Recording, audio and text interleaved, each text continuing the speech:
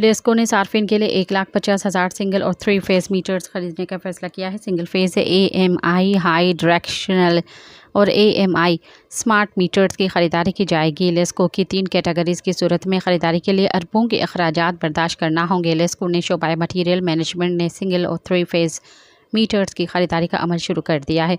लेस्को इब्तिदाई तौर पर 65,270 single phase smart meters खरीदेगी। 50,000 AMI हाई बानी डायरेक्शनल 24,675 AMI स्मार्ट मीटर्स खरीदे जाएंगे। AMI हाई डायरेक्शनल मीटर सार्फिन को नेट मेटरिंग प्रोजेक्ट के लिए दिए जाएंगे।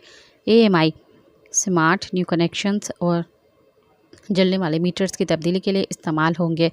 सिंगल फेज स्मार्ट मीटर्स भी न्यू कनेक्शंस और MCO के लिए इस्तेमाल होंगे। सब्सक्राइब कयो अवामी न्यूज़ HD के ऐं ताज़ा तरीन ख़बरुनि लाइ ॾिसंदा रहो अवामी न्यूज़ HD।